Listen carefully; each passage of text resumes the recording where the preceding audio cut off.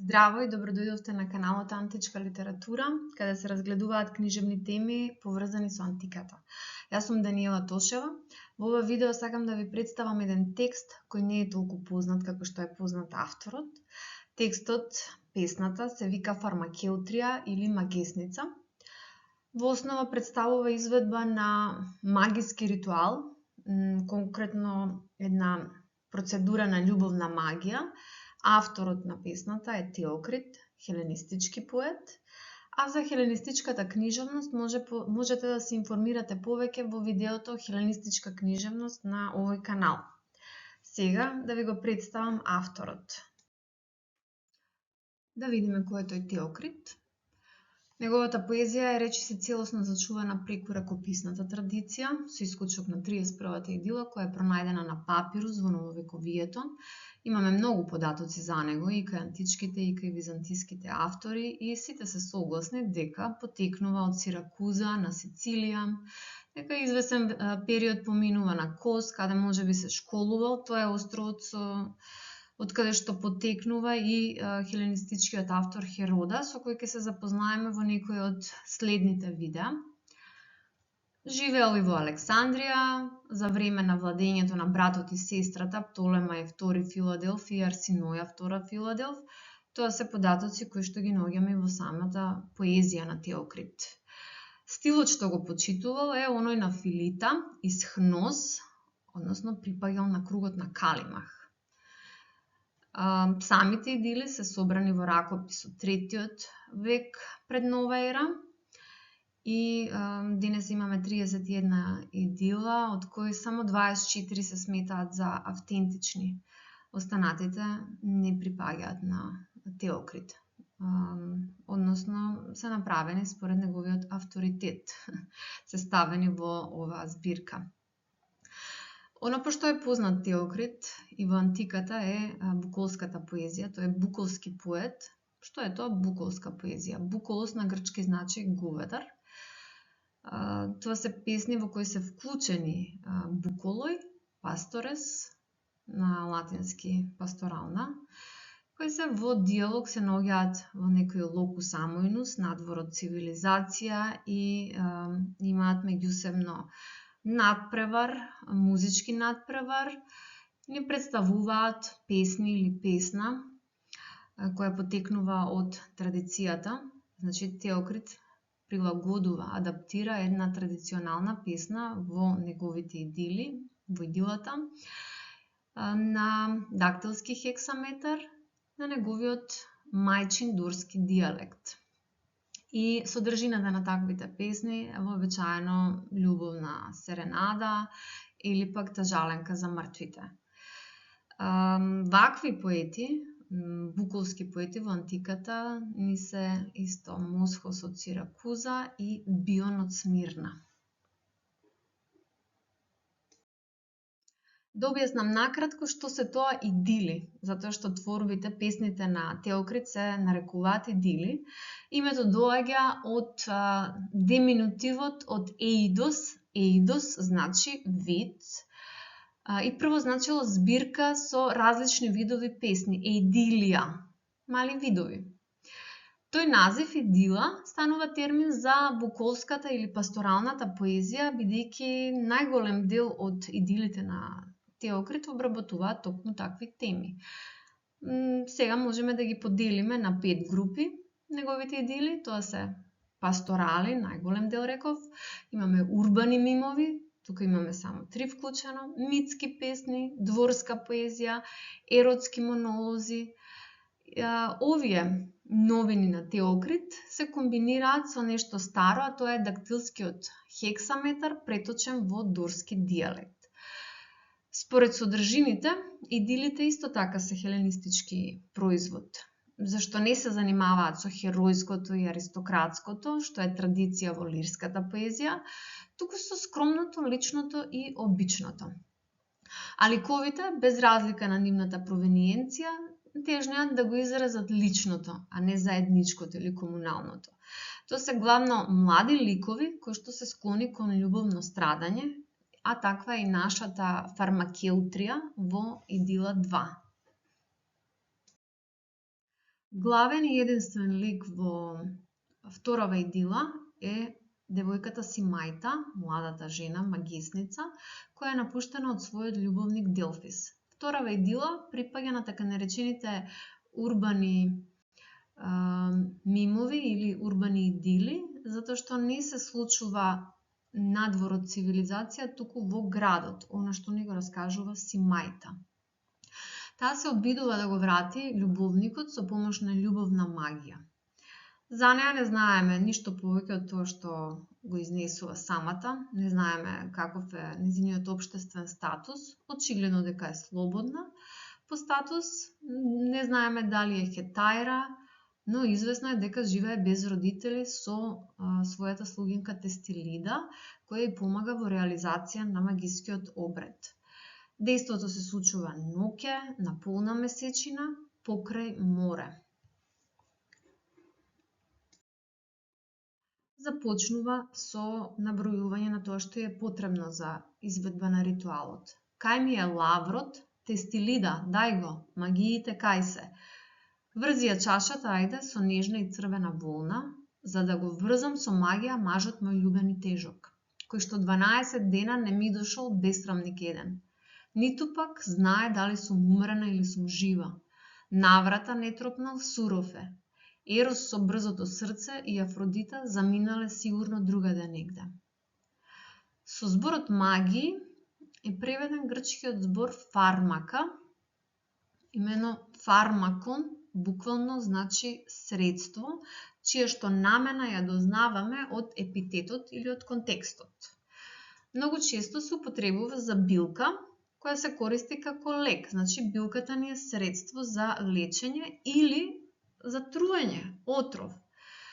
Затоа фармакон во грчкиот значи и лек и отров, но во магиските ритуали фармакон е средство што се употребува во магијата, во магискиот ритуал и може да биде наменето за што било.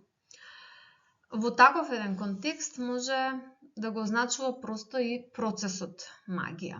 Затоа и насловот на оваа идила е фармакеутрија. Продолжува со магијата. Сега со магија јас ќе го врзам Селено, ти сјај ми, покажи светлина, тебе ти пијам Божице нежно, и на Хеката, подземната, од неа пците се плашат, кога низ гробишта таа се движи, низ крвишта црни. Здраво, грозна Хекато, помагај ми мене до крајот, направи ги овие магии моќни ко тие на Кирка, на русокосата Перимеда или на Медеја, волшебно тркало мое, привлечи го кај мене мажот. Селена и Хеката е една божица. Хеката понекогаш се слави и како божица на месечината и се поврзува со мрачните сили, затоа ја наоѓаме на гробиштата, со подземниот свет и со магијата. Таа добивала, велат, месечни понуди или жртви со јадење на крстопатите, местата каде што се вкрстуваат 3 патишта. И најчесто неа ја обожавале жени. Незе, според некои извори, жртвували и кучиња, затоа вели од неа пците се плашат од грозната Хеката. Бидејќи Теокрит е хеленистички поет, што значи учен поет, тој тука спомнува и волшебници, магепсници, познати и од книжевноста. Тоа се Кирка, Перимеда или Медеја, особено се познати Кирка и Медеја. Кирка е тетка на Медеја, Кирка која што ги прави другарите на Одисеј свињи, а Медеја е овековечена како чедоморка во истоимената трагедија на Еврипид. Стихот, последниот стих, волшебно тркало мое, привлечи го кај мене мажот, се повторува постојано по неколку стиха понатаму, значи е како некој рефрен, да го објаснам. Во грчкиот јинкс, што стои во оригиналот на овој стих, е птица вративратка која е слична на клука и дрвец, која се користела во љубовните магии, зашто имала волшебна моќ. Значи, се врзувала на едно тркало и се вртело тркалото додека се изговарала магијата, па оттаму изразот Jinx Helke, значи врти се волшебно тркало, со цел да се намами тој или таа што се сака, што го сака. Во хеленската митологија, Jinx е една нимфа, која со помош на вражбина го натерала Зевс да се влюби во неа, според некои преданија во Ио. И кога дознала Хера, ја претворила во камен или во птицата вративратка. Понатаму имаме еден друг репетитивен стих. Моќна Селено, кажи ми, Ерос од каде ми дојде. Сака да дознае си мајта како се случило така да се влюби во Дафнис, затоа што кога Ерос ке дојде некому, тоа е болест кој го напаѓа телото. Тоа го знаеме и од трагедијата Хиполит на Еврипид, каде макејата Фајдра се влюбува во својот посинок Хиполит и Ерос се манифестира кај неа преку телото. Телото ослабува, таа е толку немоќна, одбива јадење и пиење, се врзува за креветот, пребледува, така што незината даделка се плаши и вели дека лекот е човекот, Хиполит. Односно, нема друг лек. Дури и нуди да направи љубовна магија, но Фајдра тоа го одбива. Но во идилите на Теокрит, лекот од љубовта најчесто се наоѓа преку песните. Љубовта не успева да се реализира, значи во сите случаи скоро се работи за невозвратена љубов. Но на крајот од идилата, тие што се обземени од болеста, од Ерос, доаѓаат до некакво помирување. Овде ни кажува си мајта како го здогледала прв пат Делфис. Вели, полпат кога поминавме веќе кај дворот на Ликон, Делфис го видов, со Евдамип заедно одеа попат. Нивните бради им беа позлатни, дури од невен. Нивните гради им сјаеа повеќе од тебе, Селено, зашто напуштиле убава мака од борачка школа. Тие се измачкани со масло, затоа што биле во палестрата. Моќна Селено, кажи ми, Ерос од каде ми дојде. Како го здогледав, полудев. Оган ми зафати срце. Кутра се истопи убоста моја. Значи, топењето е една карактеристика на таа болест, што доаѓа од Ерос. Јас не мислев веќе ниту на парада, а ниту знам како си заминав назад дома, ме исполни потоа горешта болест, треска. Лежев во креветот болна 10 дена и 10 ноќи. Кој што реков, помирувањето на крајот од песната е тоа што го прифаќаат ликовите кои боледуваат од Ерос.